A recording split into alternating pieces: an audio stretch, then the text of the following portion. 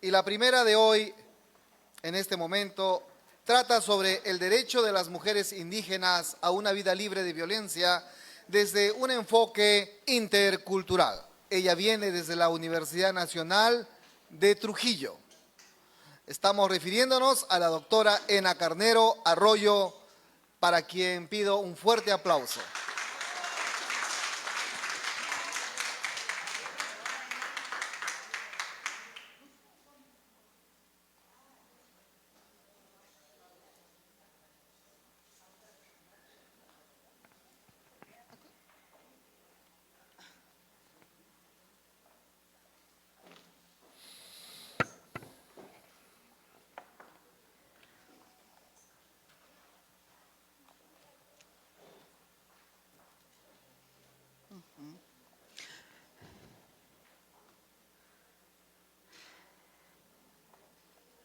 Buenos días, tengan todos ustedes. Прежде всего, я хочу говорить мой резюме на русском языке, а потом буду говорить на испанском, пожалуйста.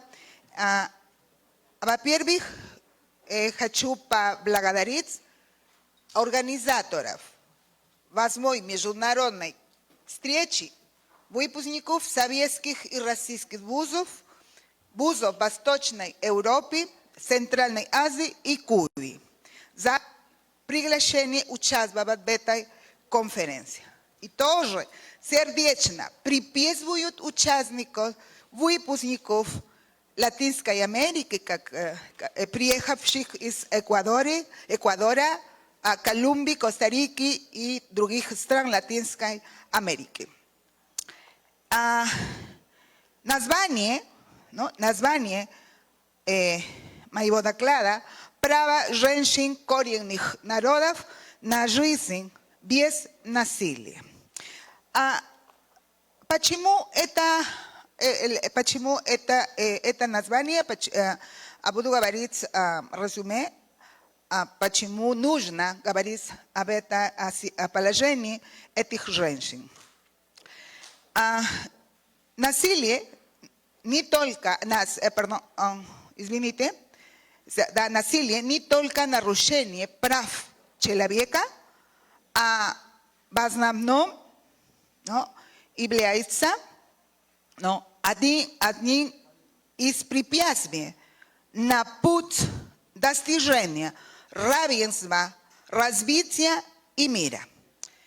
Когда мы говорим о насилии в отношении женщин, надо понимать, что насилие – это проявление исторически сложившегося неравного соотношения сил между мужчинами и женщинами. А это привело к доминированию над женщинами со стороны мужчин.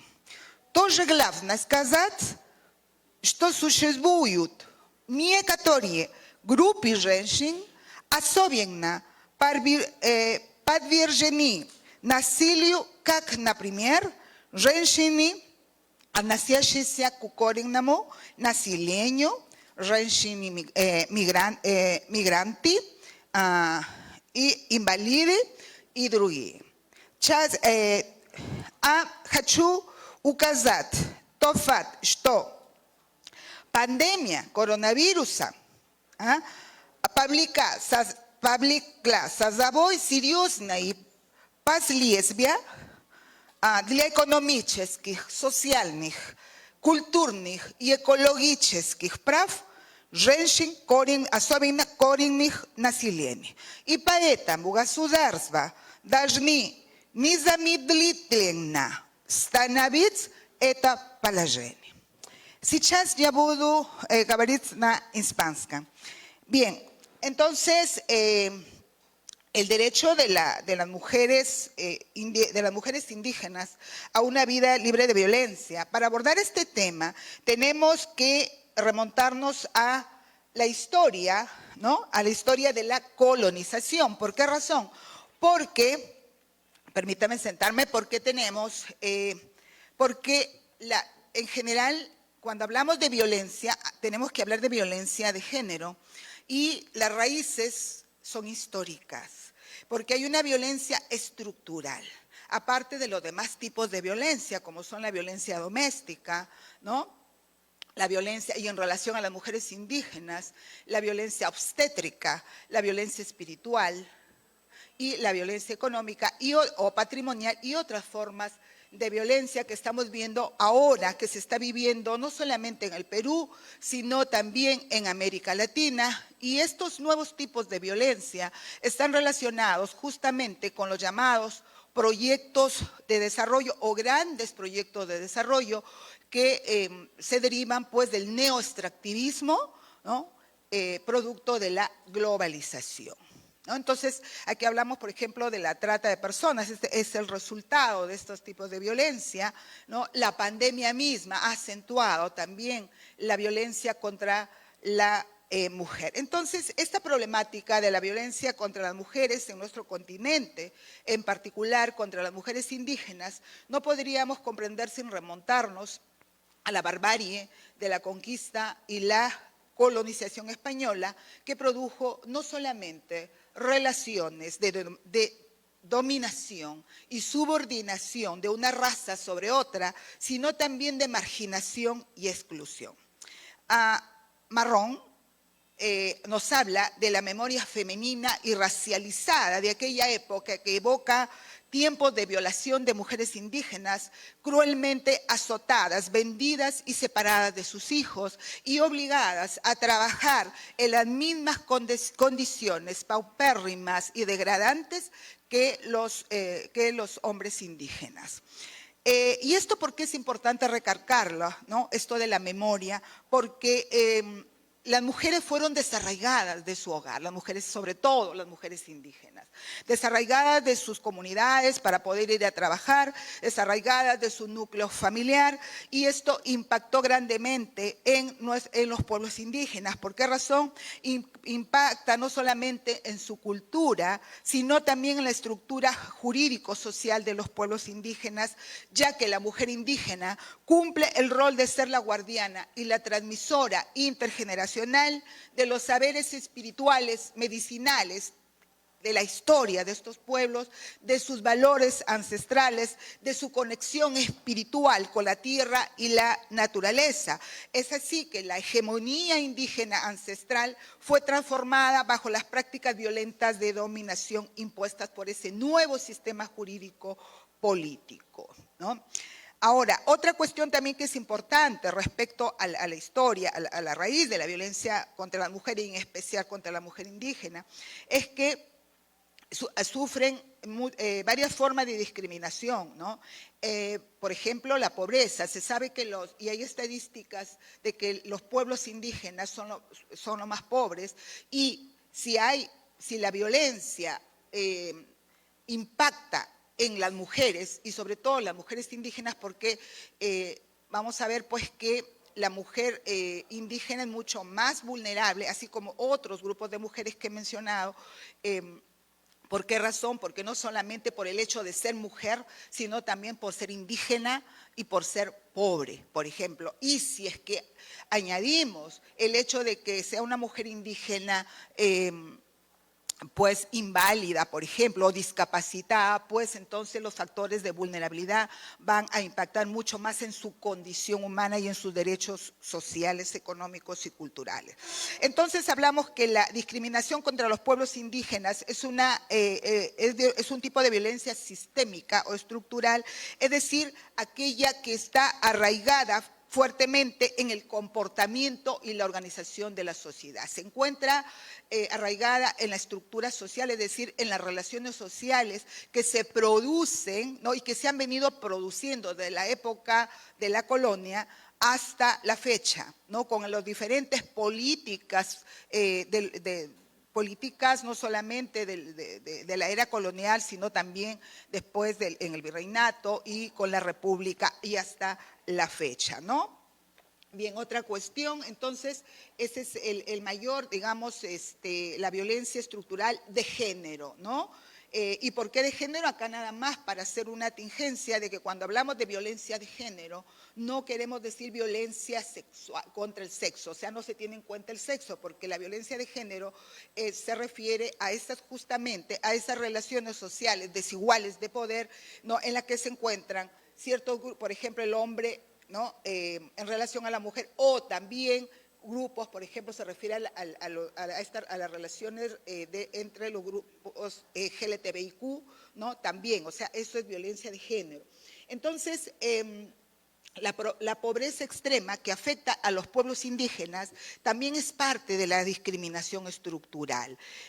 Según un informe de la Organización Internacional de Trabajo, los pueblos indígenas de América Latina y el Caribe constituyen cerca del 30% de las personas que viven en extrema pobreza, demostrándose que esta está más asociada al género. Y el reporte indica que el 7% de las mujeres indígenas vive con menos de 1.90 céntimos de dólar diarios y más del 85% de ellas solo consigue trabajo en la economía informal. Entonces vemos que a diferencia de otras mujeres, la mujer indígena está expuesta a distintos factores de vulnerabilidad como la pobreza, el género, el origen étnico, y esto menoscaba pues el disfrute de sus derechos. La Comisión Interamericana de Derechos Humanos ha señalado pues que las mujeres son blanco de muchos ataques y esto agrava más el equilibrio cultural, espiritual y físico que ya se encuentran amenazados. Por ejemplo, en la Amazonía peruana, la minería ilegal ha desencadenado la trata de personas con fines de explotación sexual, el feminicidio y otros crímenes impunes. Eso es lo peor, la impunidad. La violencia entonces se produce a raíz de este extractivismo o neoextractivismo, se produce contra todo lo feminizado. ¿Y por qué contra todo lo feminizado? Porque también la naturaleza también es objeto de violencia, nuestros recursos naturales, ¿no? Todo lo feminizado, lo comunitario, lo popular. Otra forma de violencia contra la mujer indígena es la violencia doméstica. ¿Pero en qué se diferencia de la violencia que sufre en todas las mujeres? Se diferencia en que esta violencia también, o sea, no solamente es... La viven dentro de sus propias comunidades, o sea, interna, sino también externa. O sea, es el estado donde viven y también dentro de sus propias comunidades. Esto, bueno, impacta pues en las relaciones desiguales de poder. Además también hay otra cuestión, ¿no? Que no solamente son un pueblo, dos pueblos indígenas, sino muchos pueblos. Por ejemplo, en la región latinoamericana, la población indígena es de 58 millones de personas que pertenecen a 800 pueblos indígenas y representan el 9.8% de la población regional. Y las mujeres indígenas constituyen el 23.8% de la población en el Perú, en México el 15.3%, en Panamá el 12.1% y así en otros países, ¿no? ¿Por qué se habla de estas estadísticas? Porque es importante que existan datas, ¿no?, estadísticas sobre dónde se encuentran distribuidas estas, sobre todo las mujeres indígenas, porque no solamente están en sus lugares de origen, o sea, están o en el campo y también están en la ciudad. Entonces no hay una data y por lo tanto se torna mucho más difícil que un Estado pueda, sin esa data, pueda tomar medidas adecuadas y eficaces para contrarrestar estos tipos de violencia de estos grupos mucho más vulnerables, ¿no? Entonces esto nos va a mostrar el escenario de la violencia contra la mujer indígena, que es heterogéneo, con distintos modos de organización social, de sistemas políticos, económicos, multiplicidad de saberes y de sistema de justicia. Hay que tener en cuenta que se debe respetar por los diferentes sistemas normativos, porque los pueblos indígenas tienen su propio sistema normativo, pero también tienen distintos saberes. Son distintos modos de pensar y de filosofía que existen, ¿no?, entre los pueblos indígenas y nosotros también, ¿no? Entonces, solamente para recalcar que el derecho a una vida libre de violencia es un derecho en construcción, pero se encuentra, si hacemos una revisión a los tratados de derechos humanos, vamos a ver pues que en realidad específicamente el derecho a una vida libre de violencia en relación a la mujer no se encuentra reconocido, salvo algunas a nivel del Sistema Universal de Derechos Humanos, que existen, por supuesto, convenciones para acabar contra la discriminación de la mujer, convenciones de Naciones Unidas, la llamada CEDAW de los años 70, han venido, la CEDAW, por ejemplo, ha venido aclarando la interpretación que se tiene que hacer sobre la violencia contra la mujer y, por ejemplo, no señala que la discriminación contra la mujer, tal como se define en la convención, incluía la violencia por razón de género, porque la misma convención de la CEDAW no se refiere a la violencia de género, sin embargo, sí lo ha aclarado, y sobre todo, importante, la recomendación general número 28 y la recomendación general número 33 del Comité CEDAW, que son importantes para las demandas de las mujeres indígenas. ¿Por qué razón? Porque consideran que la discriminación contra la mujer está inseparablemente vinculada a otros factores que afectan su vida, como el origen étnico, la raza de la mujer, la condición de minoría indígena, el color y otros, y que experimentan formas múltiples e interrelacionadas de discriminación.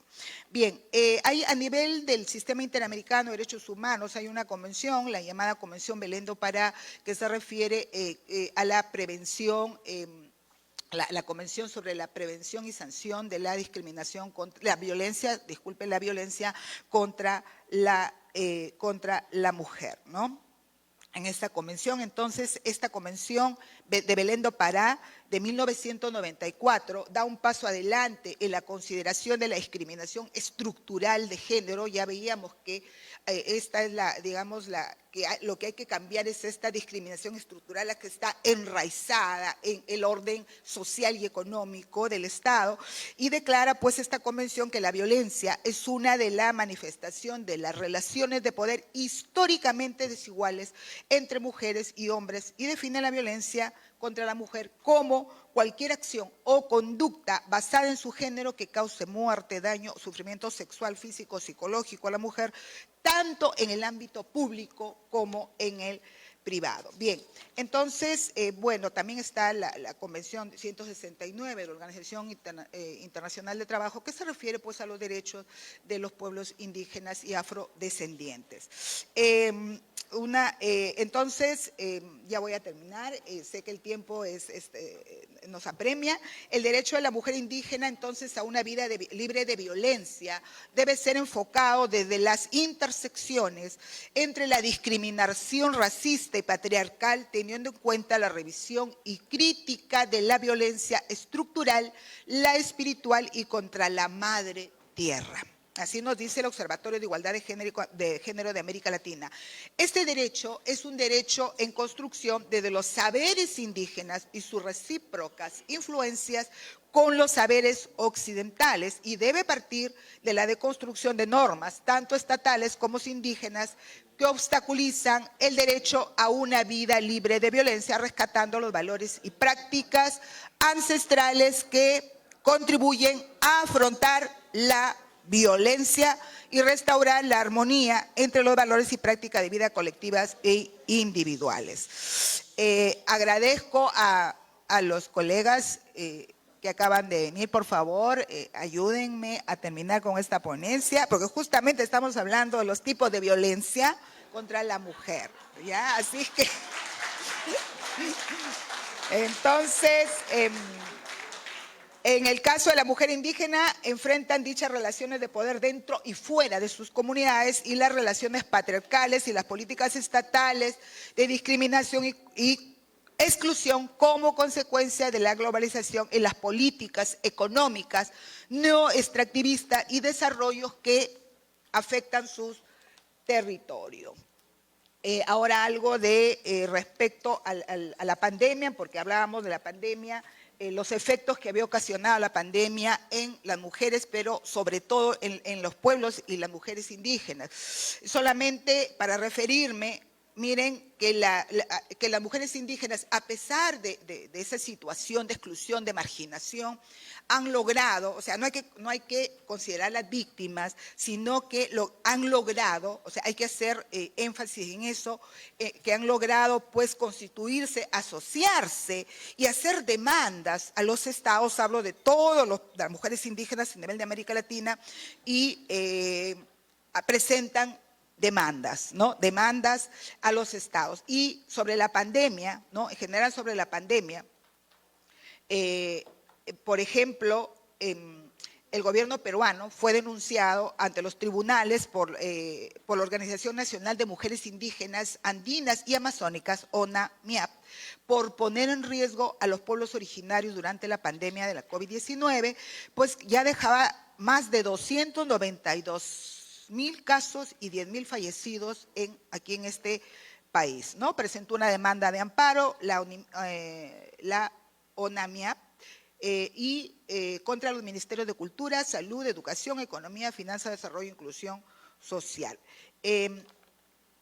Bien, las mujeres entonces, también hay otra organización, yo quiero referirme a las demandas que proceden de las mismas mujeres indígenas. Ahora, eso es lo que estoy haciendo. Y estas, por ejemplo, hay otra organización que es el Chirapac, Centro de Culturas Indígenas del Perú, y el Enlace Continental de Mujeres Indígenas de las Américas, ETMIA, que comprende más de 30 organizaciones de mujeres indígenas y mixtas que la integran, ¿no?